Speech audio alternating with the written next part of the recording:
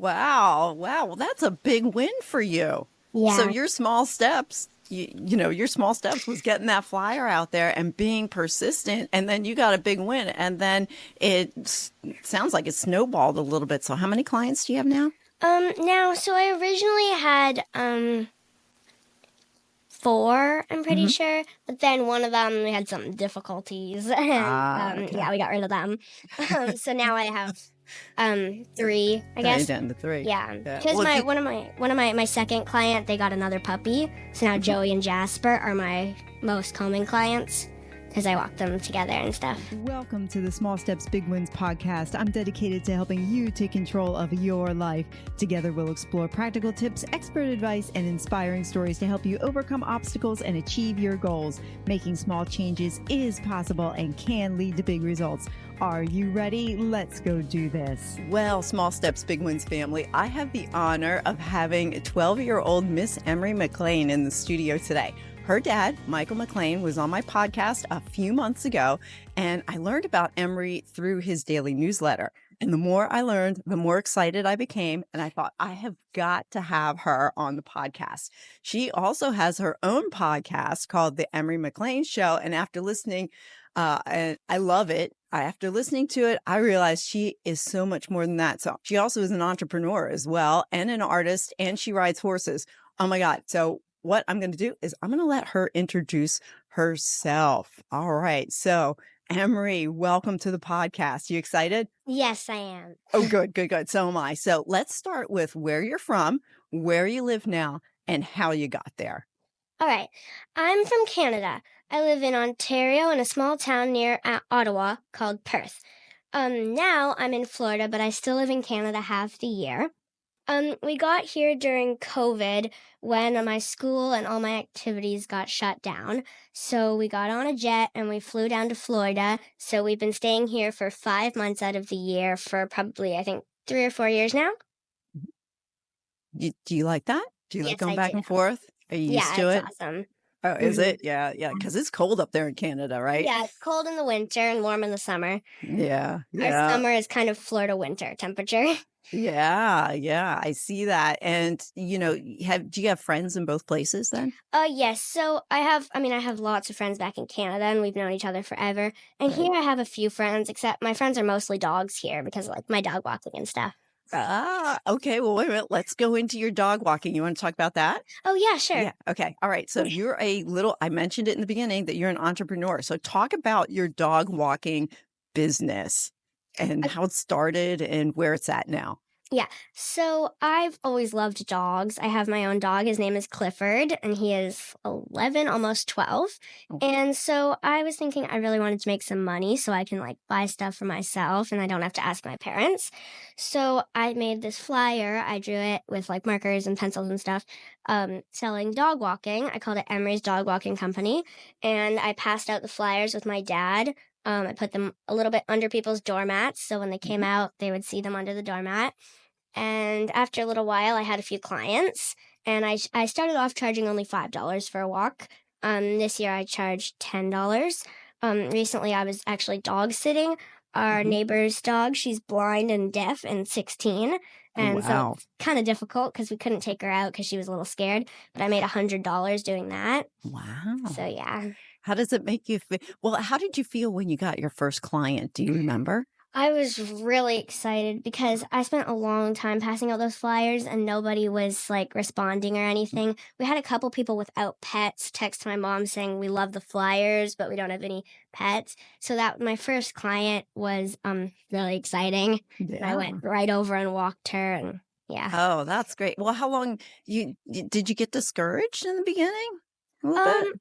well, yeah, I was a little like, because I was like, this isn't really going to work after like a month of passing out flyers and nobody responding.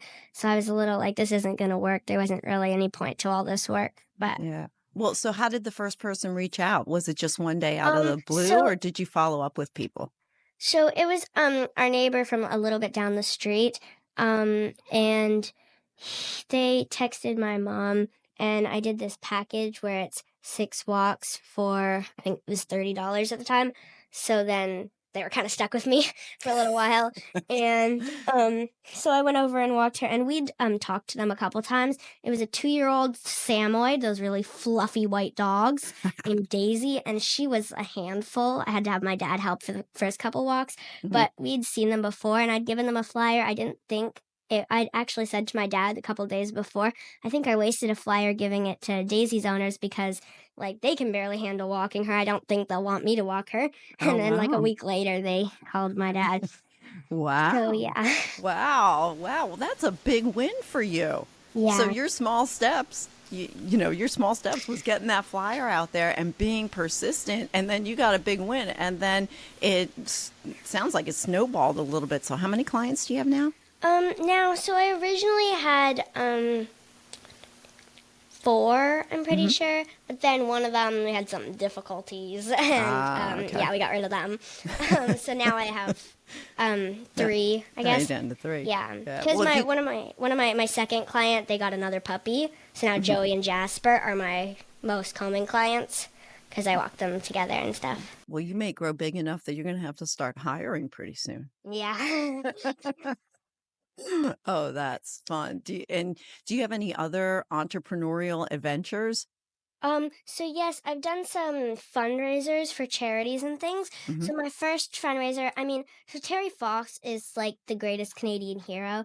He Hmm. had cancer in his leg and he decided to run across Canada and dip his leg in the Atlantic and then the Wow. Pacific. Wow. So every year schools he died partway through it with cancer, but every year his goal was to raise, I'm pretty sure, $25 million for cancer research.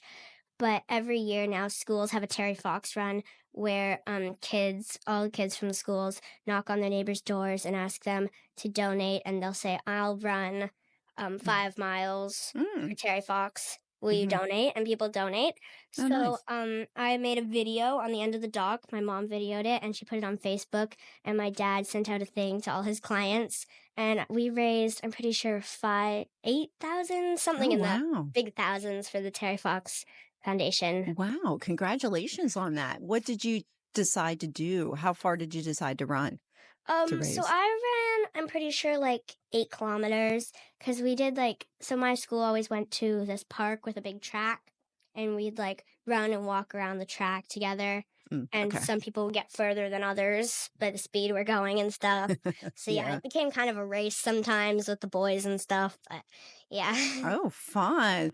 Well, tell me about the other entrepreneurial. I don't know if you realize it's entrepreneurial or not.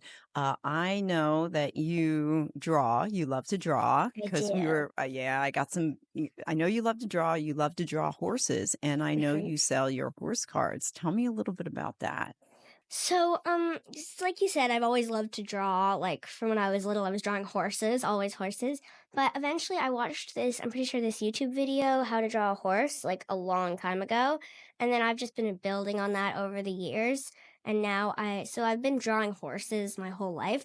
But I recently discovered that I could paint because I take art lessons here in Florida Hmm. at the library, and I do sketching. I work on how to draw realistic faces, eyes, noses, mouth, like the structure of the human face, Right. and these little funny monsters that my dad puts the pictures in his newsletter. I've seen them. Yeah. They're But great. so back in Canada, I was taking art lessons too, but I had a different.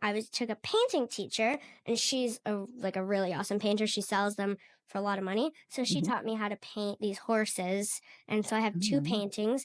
I Hmm. painted one of a horse, just a random horse from a picture, and then I painted my pony Mia. Hmm. So yeah. Yeah. What do you like painting or drawing more? I like drawing because that's just what I do naturally, but I love to paint. It can be a little tedious, like mixing all the colors and stuff, but it's also really fun. And Yeah. it's really satisfying. I mean, drawing is satisfying, but it's like Was kind it of, satisfying for you? just seeing all the colors come together and like make a picture is really cool. Yeah. Have you ever drawn a unicorn? Yeah, when I was younger, I drew unicorns instead of horses like all the time. Yeah. My daughter used she was also obsessed with horses. I know you're obsessed with horses and Yeah. horseback riding. And when she was your age, she also rode a horse and she did horseback riding. She didn't compete like you did. And we're going to talk about that in a few, but she used to love to draw the unicorns. And she, very similar to you, would draw cards. So I know you draw cards Oh, and you yeah. also sell them as well. That's the Yeah. entrepreneurial edge. So that's what I was getting at. And Yeah. also, before I forget, I want to buy some of those cards just to let you know. All So right. you've got another client. And let's talk about horse riding since we're on horses here. So you've been riding since you're very young, and your horse's name is Mia. And Mhm. in Florida, very recently, you had a competition with some frustrating results, right? Yeah. Mhm. Will you talk about that and let people know what happened? Because it's not what happened that it matters. I was so impressed with how you handled it. And I want everybody to listen to your story so that they can be encouraged that your small steps led to a big win. So tell us about that experience. Okay, so we brought Mia down from Canada. We trailered her all the way across the country and we're boarding her at a barn down here. So we did that so me and Mia can compete in big shows and stuff because before, I mean, I've been riding since I was 5 and 6, so probably 7 or 8 years. Um, but we finally decided to take a step up, raise the standards, and start at leasing a champion show pony with a good repertoire of wins. So that's why we trailered her down. So we've done a couple competitions so far. We did some at the Terra Nova Equestrian Center. And our latest show there was a little bit difficult. We had some refusals. And so she stopped in front of the jump and I fell off. So that was pretty Ooh, hard because in the yeah. ring, she got a little scared because there's big jumps with like shrubbery and green flowers and plants and stuff all around them. So we had a couple refusals in the ring, and that was pretty hard. But then after that, we got second place. So I was pretty proud of that. Um, and then my latest show is basically an in-barn show at the barn where we're boarding Mia, except lots of people from other barns come in too. So it's in the ring where we train, but other people come too. I actually competed in that show last year with a different pony. She was a baby. She was like 5 years old, and we had some trouble there too. But so we'd had Mia is since she's from Canada, she's scared of palm trees and like Mm. Florida because they make very different sounds than maples and birches. They make that like palm frond falling. And there's Oh, squirrels in our wow. forest. We call them suicide squirrels because they like to jump from tree to tree and attempt to murder riders. Oh Um, my gosh. so they like to Wow. run across the ring and squeak at us and stuff. So yeah, Suicide squirrels. I yeah, love that. Never heard that before. Well, that's interesting. I wouldn't have thought that the sounds and the creatures up in Canada would be different down in yeah, Florida and that they would affect the horse yeah. and riding. Yeah, Wow. totally. Okay. Because Mia is like not used to those sounds and stuff. Yeah. So we were having a lot of trouble before the show because the one side of the ring is bordered by a little forest, Mhm. and so there's lots of animals in there and palm trees, obviously. And so we were having a lot of trouble there, and one of the lines we had to jump was like on that side. So that week I was having trouble even getting her into that corner. And we had a really hard ride the day before, 2 days before the show. In the other ring, like I couldn't get her into the corner. She was like spooking, and that can be scary and dangerous and stuff. And I tried to walk her into that corner, and she almost dragged me, so I was pretty scared. Oh, wow. But so we Okay. got the grooms to lunge her, so in a circle with the lead in that morning, and we did some work. And luckily, the day was pretty calm. And when we got in the ring, she was just so perfect. We stayed a little bit off the sides, so just to be safe. But we got second in our first flat class, so no jumps. And then we got fifth out of like 7 people. So then I was like, this is all right. This is pretty good. But then when the jumping started, I was a little nervous because the wind was picking up. But we did so well. We did 4 classes, and we got first. 4 out of 4. Wow. So we got Good a for really you. nice, colorful champion ribbon for Yeah. our whole class. That was exciting. Well, good Yeah. for you. But there Because was, I go ahead. didn't think the show would really work out. I thought it was going to be really, because I was also a little bit like upset about the last Terra Nova show because I was like, this isn't really working, but That's the one where she refused to jump at one point, right? Yes, at Terra Nova, the big horse show series. That was a Okay. big equestrian center with like people jumping 6 foot, the Grand Prix. Yeah. We talked about it in my podcast. But yeah. Yeah, that's the one where she stopped and you were almost discouraged on that. Talk a little bit how you overcame that. Like, cuz some kids would just give up. So I want you to encourage anybody listening, like because that was really difficult. I was reading the information in your dad's newsletter and I was like, I was really impressed with how you handled yourself and you continued to compete after that where others might have given up. So what was going through your mind? So, like, the first time, when we were training in that ring before the show, we had some trouble with one line, and the second time down that line, she refused, and I fell off, and I landed on the jump. So I was a little, like, nervous about that, so my coach got on Mia and rode her over the line. And so I was really nervous after that, because, like, I mean, if your horse refuses, they can do it again, because I used to ride another young horse named Alice, and she refused a lot, and I had a lot of trouble with her, so I'm a little nervous about refusals and stuff. So I was really worried about that, but we got through it, and that day, but in the show ring, again, there was a big board up with our names on it. It said Emery McLean on Candy Queen, and like that looks awesome, but it makes a whirring sound, and the horses do not think it's awesome. And our first jump was really near that big board, and so Mia was kind of scooting her butt around and like a little nervous. And then when we got to the jump, she stopped. So that was kind of a moment of like, oh my goodness, I'm gonna die. But then we were fine, so we looped around and did it again, and she refused again. So 3 refusals and you're out of the competition. So that was not the first thing going through my head then. I wouldn't have minded being out of the competition, honestly, then. I would have liked to dig a hole and buried myself in it and never come out. But so I was like really freaking out then because I was like, she's not going to jump it. She's not going to jump it. But we circled around and did it one more time, and we jumped it, and we jumped the rest of the course, and it was great. But I was terrified the whole time, but that's okay because the next round pulled it together and we got second. Wow. Well, okay. So in that story, extremely impressive. How did you not let the fear get in the way then? Because you mentioned, you said you were terrified a little bit, but you still kept going.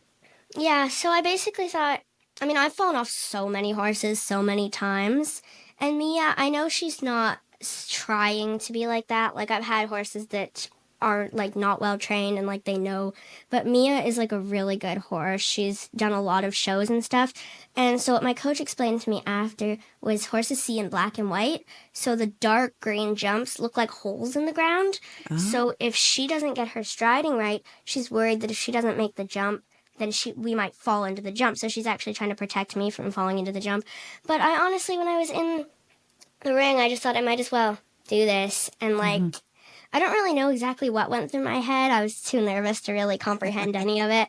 I was really just like, we're going to do this, Mia. Let's do it. Sometimes when we're afraid of things, our brain just actually doesn't remember what's going on. And you just go into autopilot and you just do what you think is the most natural thing to do. So I'm not surprised. Don't be okay that you can't completely answer the question. I was just wondering if you remembered or not. Yeah. But it's still impressive. You still kept going. Small steps, right? You just keep your horse, just keep going there. So I'm really impressed about that. Hey, your mom and dad have a rule for you to participate in horse riding, which can be very expensive and time consuming. Talk about that rule, because I'm curious what that is. The rule is that I always work hard when I'm riding because, like you said, it's a lot of money and I can't go to a lot of things because I have riding. I miss like parties and things because I have a riding lesson and I can't. I mean, the same thing with theater, which we'll talk about later. But it's just to always like really work hard, and if it doesn't work out, then just keep going and keep trying.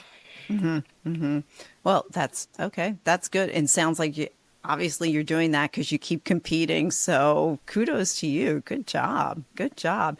Let's talk about theater and acting and art. Since you mentioned it, let's go into there. And then I do want to talk about your podcast too. So let's not forget about that. But we're having a great conversation. So acting and art goes along with that as well. Go ahead. Where do you want to take the conversation? So I'll start with theater, because I love theater. I mean, when I was little, I didn't like to talk to people, but I could sing on stage. When I was like 3 at my kindergarten, when we did a performance, I would not sing at all in all of our rehearsals, and the teachers thought I would just stand there, and I just sang super loudly in the actual performance. So ever since then, I just loved being on stage, the exhilaration of hearing the crowd on opening night, just being backstage and hearing them all and hearing the opening announcements, welcome to the show, all that, and just the way to be someone else, be someone else, act like someone else, and I really feel like that person when I'm acting. So that's just one of my 2 favorite things, horses and acting. So right now I'm in a play, Jesus Christ Superstar. I have a performance tonight. I had one yesterday and 2 tomorrow. Tomorrow is the finale. So yeah, that's going to be awesome. I think we're sold out the next couple of days, and it's really... How'd the performance go last night? It was great. Yeah, so I've been sick the last couple of days. Oh, no. So we had performances last weekend. So as soon as those were over, my brain was like, okay, if you're going to be sick now because you have 3 days. So I was sick, so I was a little worried my voice might not be back to normal. But my voice has been pretty good. So I'm just drinking lots of honey lemon tea and stuff. That's the way to do it. Naturally. Yeah, there you go. Now that's the way to do it. So what do you love about acting? Like I said, I just love the exhilaration of being on stage with all those people. I can make a mark on their lives. They might remember that for a long time. Oh. Like, if it's a good performance, it can be really amazing to people watching it. Wow, you are very insightful. As we continue to talk, you have what's called social intelligence. And what that is you are very perceptive to the things that are going on around you. Did you know that about yourself? Kind of. Kinda. Yeah, you know it, but I'm guessing nobody really explained it to you before. But yeah, I can tell when you're talking that you are very aware of the people that are around you. And you talked about the exhilaration of the crowd before you go on stage for that performance. I think to have that awareness, not everybody has that. And so I want to tell you, I said, that's an amazing thing for being 12 years old to actually like be aware of that. What's some things that you've learned through your acting experiences? The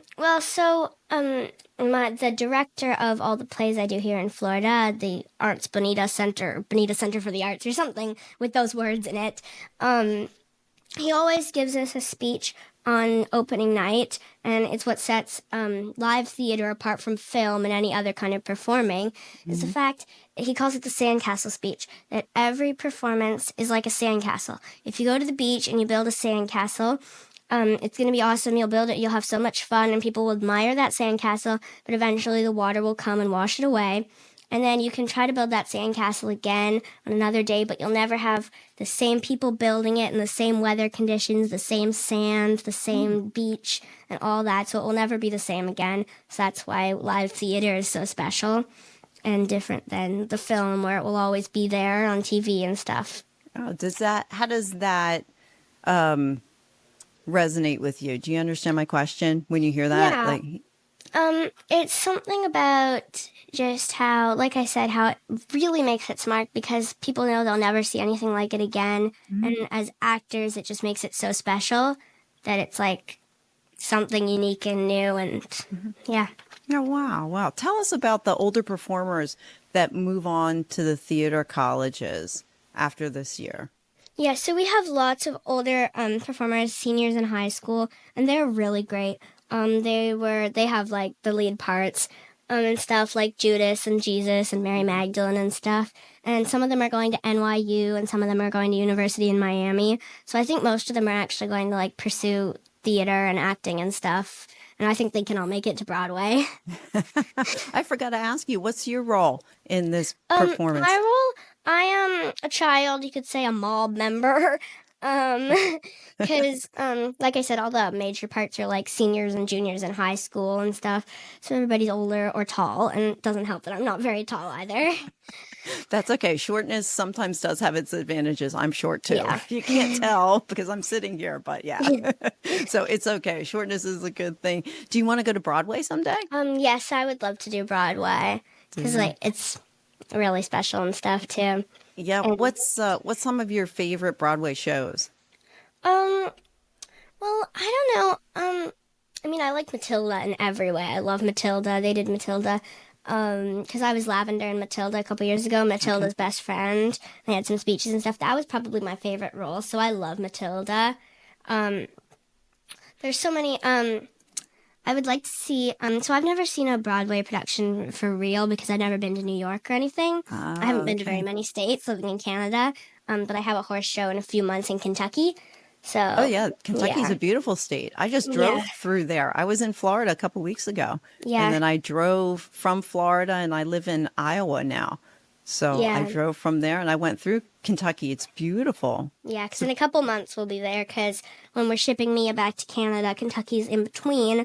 So we'll fly home and then fly back like a week later. Gotcha. Well, do you take the road trip with Mia or do you fly? No, so someone drives her in a trailer. So there's a big horse trailer with a few other horses. Sure. I don't really know I guess, so what they'll do is they'll take the horses that are going to the show in Kentucky because my barn is going to Kentucky. So all the horses, and they'll just bring Mia, and then we'll fly up to do the show in Kentucky, and then we'll fly back, and someone will drive Mia home back to Canada. Gotcha. Are you excited about that? Yeah, I'm really excited. We're also doing the Wellington Equestrian Center show, and that's like a really big show. I never thought I'd do shows that big so early on. That's like Ian Miller, the bronze Olympic champion. He lives across the street from us in Canada. He rode there. We went there probably 7 years ago. I was just little, but we went and we saw Ian Miller ride there and stuff. And it's a beautiful place. They've got statues and stuff. And so there's all different levels. I won't be riding with Ian Miller or anything, but I'll be doing the short stirrup. I remember taking my daughter to horse events that we lived in Pennsylvania at the time, and they used to have the farm show, and you'd go see the horses and they'd perform and stuff. So it's a lot of fun. Yeah, it was a lot of fun then too. Let's talk about your podcast. Okay. I'm so excited about that because like we're doing a podcast, right? So your podcast is called the Emery McLean Podcast. I love it. What made you decide to start a podcast? I don't really know. I've heard my mom always listened to podcasts, and I heard lots of podcasts, and then I heard Mr. Dan's son John's podcast, and then I realized if John can do a podcast, so can I.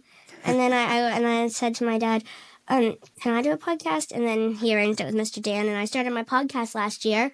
Nice. And then so it's really progressed now, and yeah. I've listened to a couple episodes, and you have very interesting titles. You have titles like "What Are You Thinking?"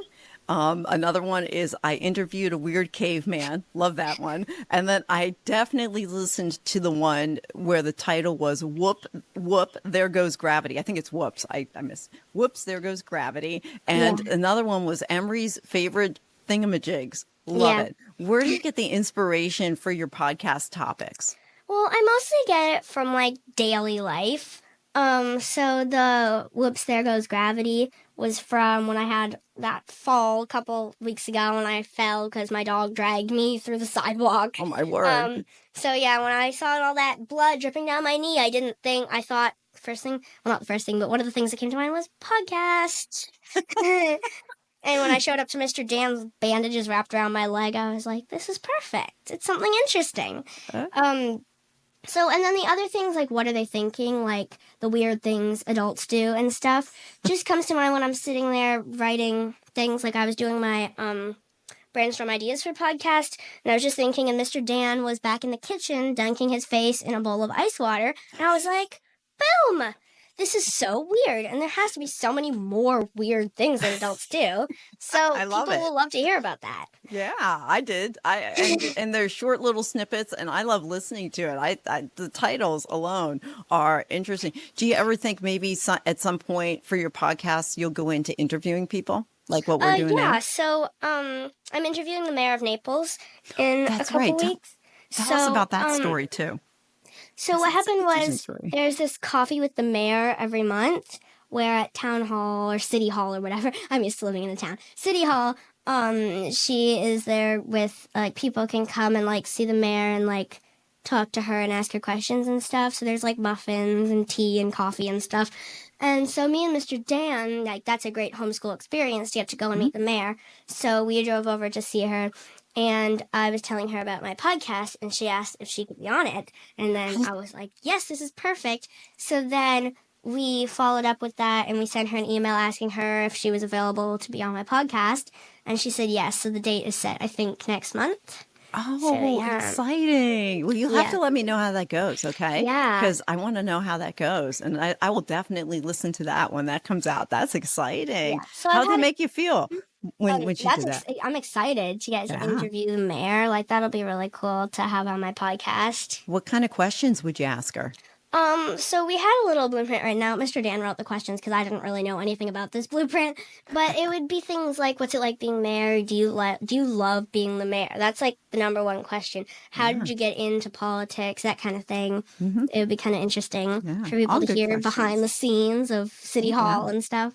Like how the mayor's, like what she does, how it works. Yeah. What other guests would you like to have on? Have you thought about that at all? I thought, so like I said, I've interviewed Mr. Dan, the weird, crazy caveman, and I've interviewed John before. So I'd like to interview, someday I'd like to interview Taylor Swift. Oh, there we go. That's your But, dream yeah. guest. Yeah. Us podcasters, we all have those dream guests. Yeah. Oh, good for you. Now I ask a question of just about all my guests, and the question goes like this: what is one thing that you thought would be hard about having a podcast but wasn't?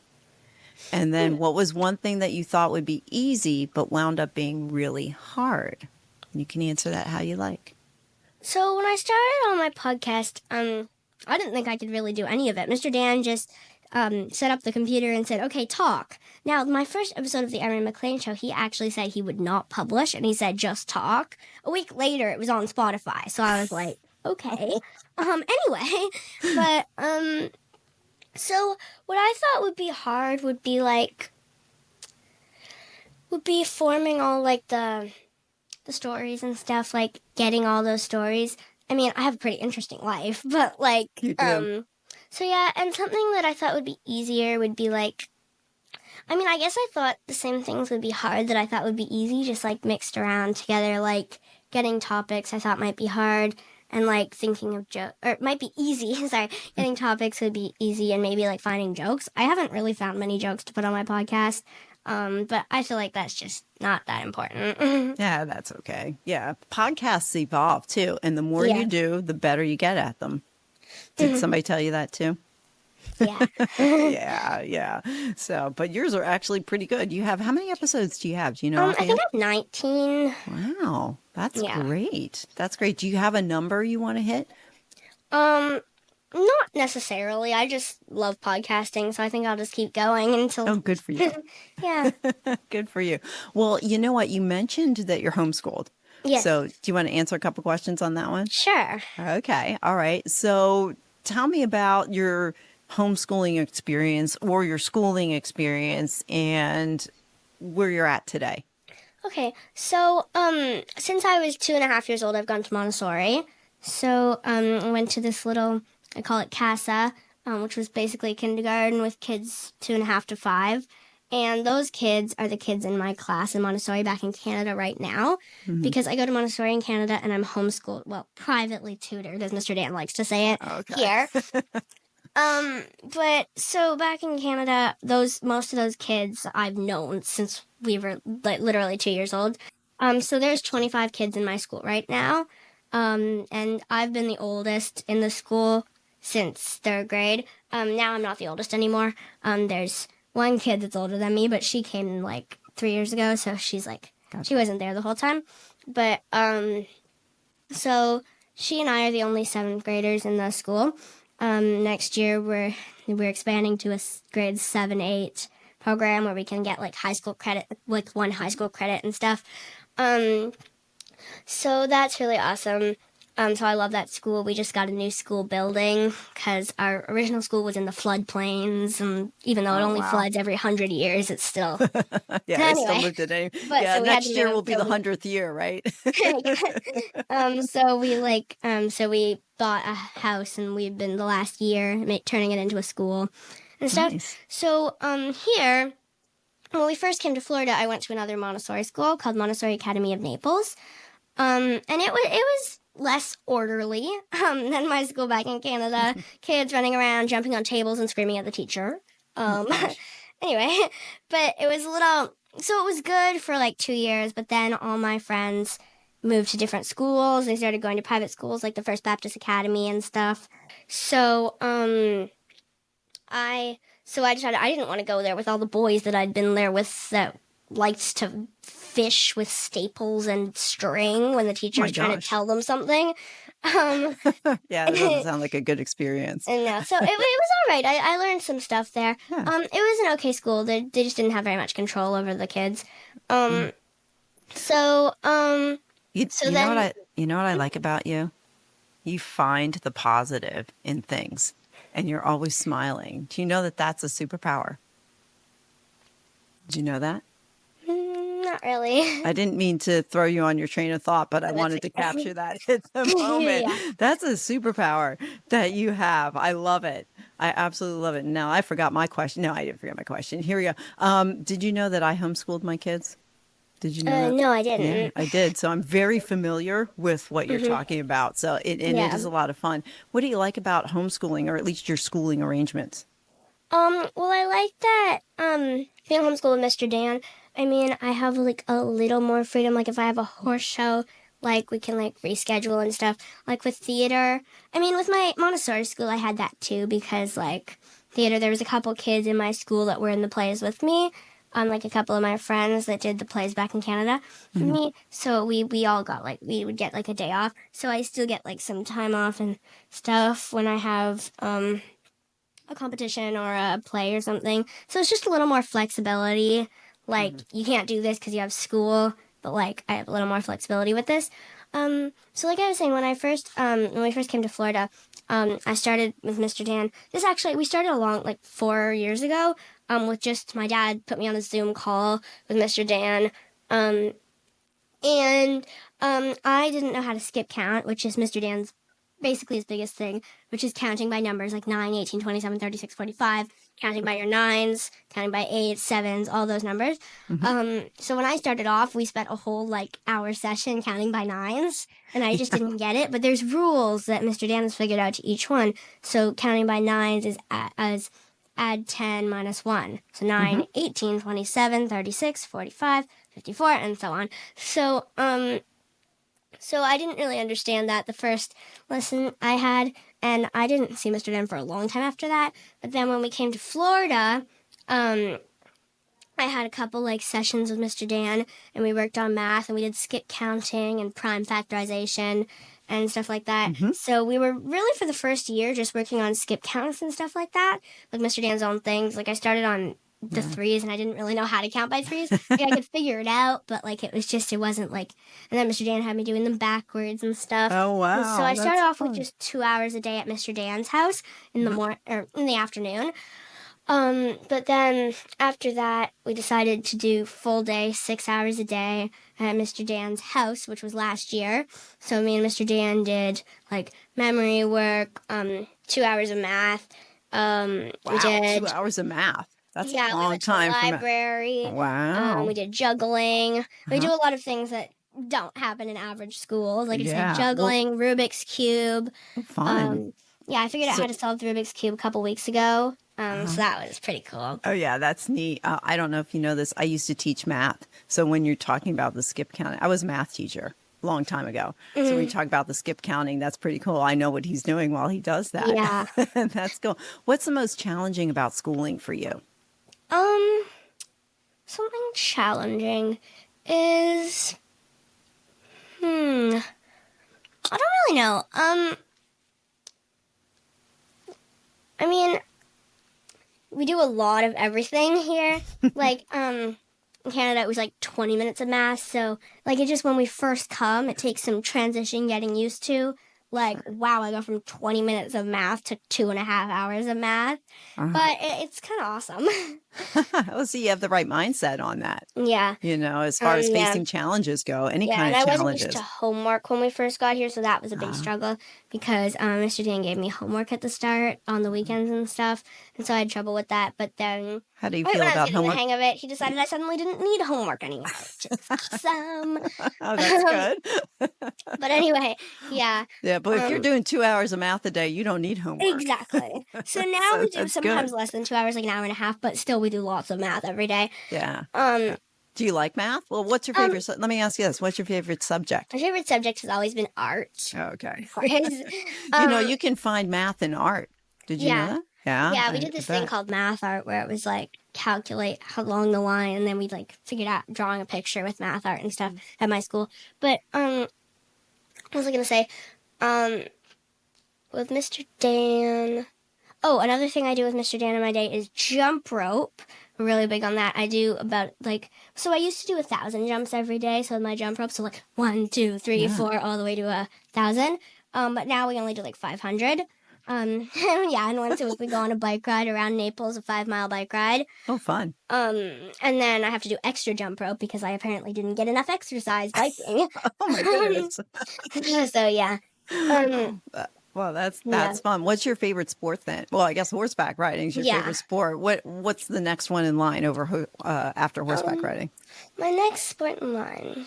Let's see. I like pickleball. I like hockey. I like. I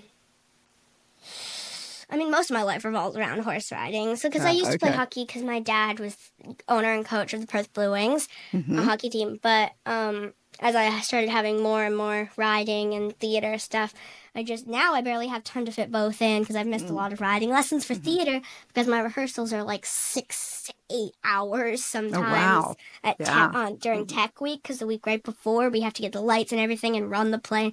So like I missed a lot of Makes lessons sense. then and That stuff. makes sense. So I usually close my podcast with 3 questions, but since you also have a podcast, I am going to ask you your Emery Loves rapid fire questions first before I go to mine. Are you ready? Yes. You ready? All right, here we go. What's your favorite restaurant? Grouper and Chips. It's a little hole in the wall, small, cute. Love it. My waitress always gives me candy. It's awesome. That's in Naples, I take Yeah, it. it's a little. It was on Diners and Dives or something, that TV show. But so it's really awesome. It's like a fried fish kind of place, and it's not even the food that I love. I just love it in general. The atmosphere. Yeah. Yeah. I go to some places like that too. What's your favorite meal? Favorite meal? I don't really have a favorite meal. It kind of depends on the day. Like, yeah. Spoken I've had a lot like of a people ask true me young that, lady. Spoken like a true young lady. 'Cause my favorite meal changes too. What's your favorite color? My favorite color is purple. I like lavender, like the flower kind of. Yeah. Hockey or pickleball? Which one? I think. I'm gonna say hockey, maybe. And honestly, that one kind of depends on the day too, because I like to play pickleball, but I like to skate. Like I like to skate, but I like to play pickleball. Yeah, that might be a hard one then. Yeah. Who is your favorite music artist? Taylor Swift. All right, yeah, and she's going to be coming on your podcast. We'll just think about that and put that out there. So maybe she'll actually listen to this, and she's going to come on the Emery McLean podcast. What's your favorite dessert? My favorite dessert is probably ice cream. I love Kilwin's, which is a ice cream place in Naples. We actually have one here in Iowa. Yeah, it's pretty Killen's awesome. too. Yeah, it is a neat place. What's your favorite quote? Favorite quote? I like the quote from some guy, I don't actually know his name, is everybody thinks they have the best dog and none of them are wrong. That's a great quote. 2 more questions. What's one difference between your mom and dad? There's a lot of differences between that. I mean, like, What's the first one that comes to podcast mind? with them. But one difference is, one difference between my mom and my dad is that they